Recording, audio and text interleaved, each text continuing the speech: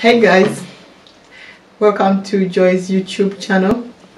Today I just want to share with you my experiences living in the UK. What do you expect when you're in the UK? So I just want to share with you the first 5 years of living here, what I've gone through and living with the family, how really life has been. So when I came here in 2016, as you know, this is a seasonal country. Summer, winter, spring and autumn. So we came in June, which is summer. It was hot, it was warm.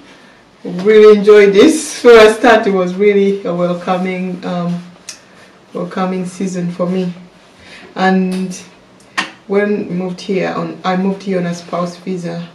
So my husband was my sponsor. He worked on everything to get me in here in this country, and we had to go through a lot. But first of all, you have to prove that you can sponsor someone, or you can be able to look after someone while they're here. They don't expect you to use the government funds. The first things we did, as when I was registered to the GP of wherever place I was living, that was Wolverhampton by then, because we lived in Wolverhampton for 6 months before we came to Crewe. So we did that, and then I had to register and get the national insurance number. This allows you to work, and then, well, you have to pay taxes here in this country, and then that will be all sorted by the government and things like that. So I did that, national insurance number, I got that, and then opened an account. I did that with all my husband helping me. And then the other important thing is, I don't know, if you're going to live in a town, it might be easier maybe to use that public transport. But me, when I moved to an area which is like a busy town where people use public transport a lot, I had to learn to drive. So this was like a must. In fact, even if you live anywhere else, it should be a must, because you know, in this country the weather is a bit changeable all the time, and it's mostly cold. So learning to drive is one skill you should have, and it helps you when you get a job. People will ask you, most importantly, do you drive? Like, they want you to be in time, you know, at work. And also, it's just to get you around everywhere you want to go, you need to drive. You can't board buses that go to a different area. It will only take you around where you are, and it will take you ages to maybe access another location. So you need to learn to drive. It took me a couple of months because it's theory and practical. So you have to study and learn the theory, pass it, and also do the practical. This is your daily life. You're gonna be driving everywhere, and you just need to know how to drive. I did that, so that was a skill I need to pass, and also to help me get a job, because every employer asked me, do you drive? And the first job I got was like working in a community where you look after people from different parts of the country. I wouldn't say like very far, but within a location. So I needed that skill. It was very important for me. And with a social life, having a child was below 3 years. You kind of, if you have a family here, well, that's a winner for you, because you can easily drop them to your relatives and they look after them.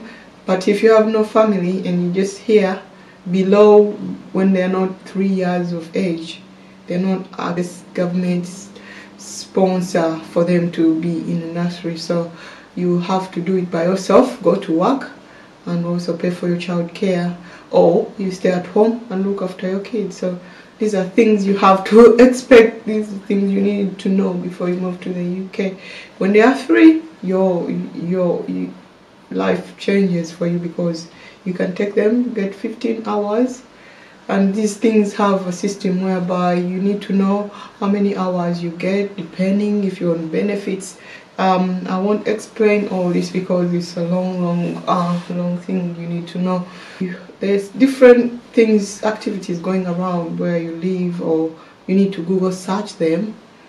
To me, I was completely new. I had no idea. I didn't even look for activities around me or things to do. So what just helped me was I knew there were some soft play areas. So I just took the child there every now and then that from there, that's where I made the friends, and they introduced me to things like toddler groups. These groups are like very, very crucial, because when you have one child, or if you have kids, and they need to mix up, they need to mix up and know how life works here.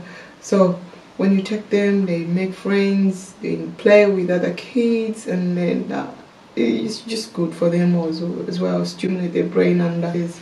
So another thing we had to do was to join the National Trust. These are areas which are like the government, they are under the government. So it's like a massive kind of area where there are gardens, maybe ponds, and the other activities you do here with kids is just take them for a walk. There's lots of parks, and you can take them. All kids love parks, but soft play areas, parks. That is, if I mention it in terms of indoor activities, you need like to take them to soft play areas. That's when it's like really freezing, and also swimming, and also like bouldering walls. These are things that they do indoors. Trampolining, very nice for kids. Gymnastics, very important. Of course you're gonna pay a couple of quids to get them join some of these things, but this is expected. It's UK, life is expensive. Outdoor activities, that's free, some of them, because you can go to the park, that's it, and you're just going to like visit places. You can go to the beach, it's free, but depends on where you live. If you're very close to the beach, then you're a winner for you, you're very lucky. So it will be one tick off for you for the activities for kids. So we joined the National Trust, and there are lots of things you expect, like food is really amazing, because there's lots of cultures here. People move from different parts of the world, and they bring in their food, and it's good to explore different types. I for myself, I've tried lots, and I just love food. So, and I also love cooking. So if you watch my videos, you see I've done lots of cooking videos. So feel free to leave a comment there or watch my videos, and really please like, because that really is good, helps me to get the views. And also you have to know about shopping. When I moved here, my experience the first time, dropped from an airplane. Our supermarkets don't have this system where you have a trolley and you just have to have a coin to put in and get access to the trolley. So I was here at the airport, and what happened to me, I went to get a trolley because I had my luggage and a child. I was tricky. No idea what I should do with the trolley. I pulled the trolley couldn't come out. So luckily there was a guy seated somewhere, and he just came, put this coin, and I would access the trolley. But that was my experience. So for the trolleys, when you go to the supermarkets, you need £1 to get into the trolley and access it. This is for people who have been in countries who have not traveled much. That was me. I've never left my country. All I know is all things around me, But like every day will be a learning curve for you. So to me, it's been a learning curve.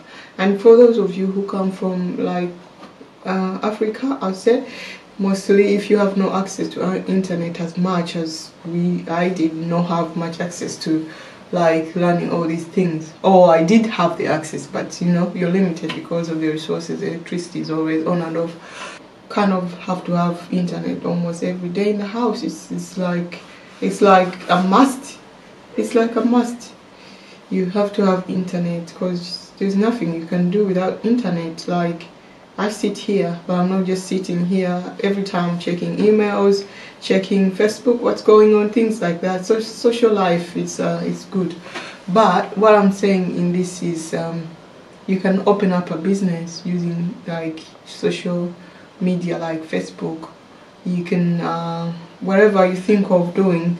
If you look at Facebook, there are lots of people doing different kind of things and they're making money from it. The more views you have, the better, and you know, comments and all those kind of things, they work for you. And YouTube as well, as you know, like these days people are like content creators, and right now I'm doing content creating. So if you give me a like, thumbs up, guys, that will be really helpful. There's always things like a food festival, just have to be warm. So the next thing is I want to talk about is holidays. So in my country, you understand that there is nothing like caravans.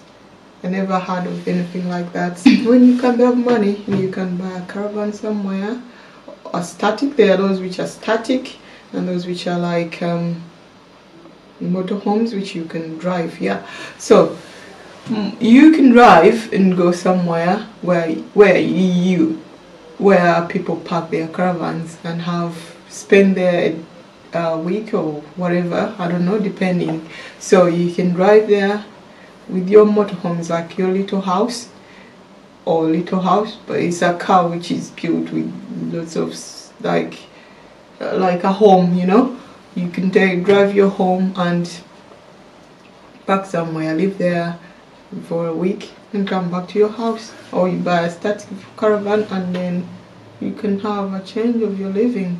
Whenever you want, you can just go to your caravan. But these things are normally they're normally in summer when the weather is nice. In winter, these places are closed, so you have to know about that also.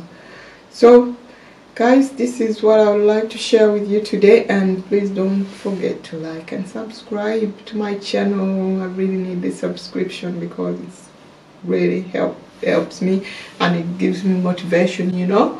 And thanks for watching.